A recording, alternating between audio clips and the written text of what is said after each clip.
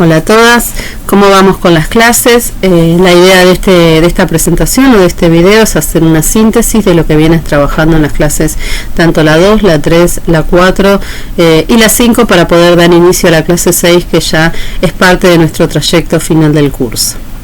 Ustedes estuvieron trabajando en la clase 2 con las ideas de la enseñanza y el docente en relación a algunos textos específicos, puntualmente el texto de Stella Coles, ¿sí?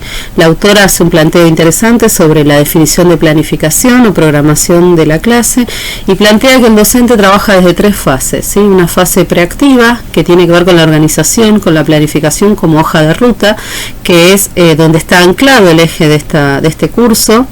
Después tenemos la fase interactiva, que es la puesta en práctica de aquello que han podido planificar, y la fase posactiva, que tendrá que ver con la evaluación y el diagnóstico de los resultados para poder continuar, ¿sí? La clase 6 y 7 van a ser eje un poco en esta fase posactiva, es decir, trabajaremos sobre lo que tiene que ver con comunicación, registro y evaluación.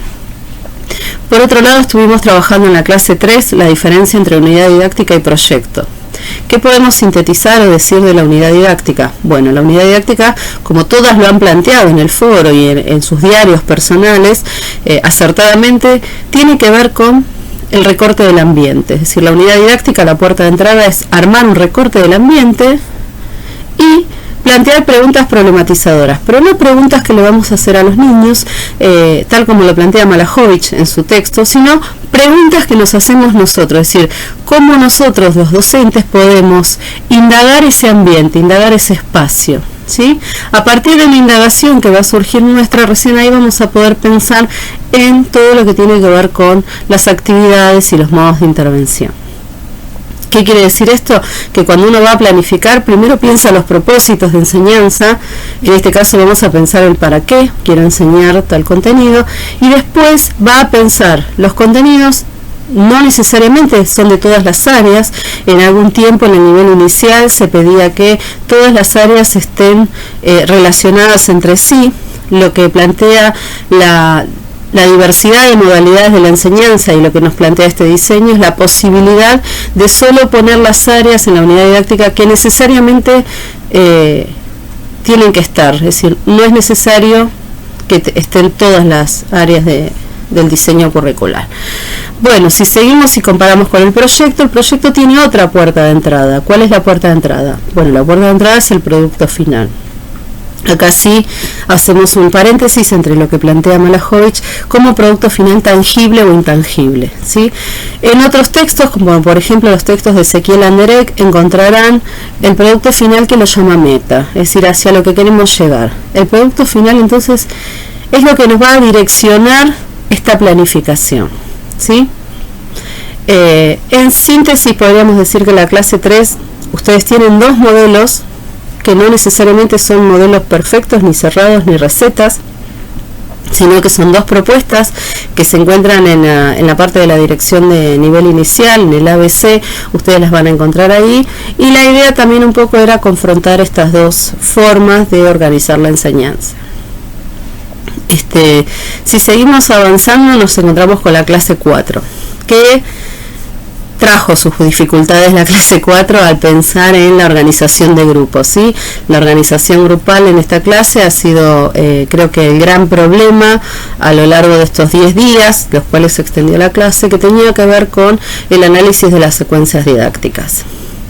¿Qué podemos decir de las secuencias didácticas? A mí me gustaría leerles la definición de secuencias didácticas que da Nemirovsky, que está en el texto de la biblioteca semanal que ustedes van a encontrar en la clase 4.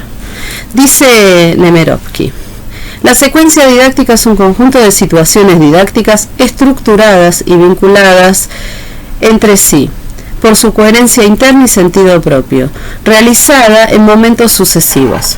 Bueno, acá sí tenemos bastante para desarmar este concepto que tiene que ver con que la secuencia didáctica es un itinerario lógico de actividades. ¿Cómo diferencio yo una secuencia didáctica de una secuencia de actividades?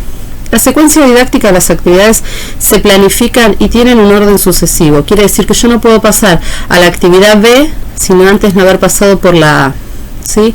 En el cambio, la secuencia de actividades, yo puedo cambiar el orden de las actividades y no pierde sentido la secuenciación. ¿Cómo hago para trabajar una secuencia didáctica? Las secuencias didácticas por lo general se pueden trabajar en todas las áreas y son las lógicas disciplinares las que van a determinar la lógica de las actividades, ¿sí? En ella voy a plantear lo que es la intervención docente, que está muy relacionado, muy vinculada a la clase 5, el concepto de intervención docente, y en esta intervención docente, como toma de decisiones, voy a incorporar el concepto de variable didáctica. ¿Qué es una variable didáctica?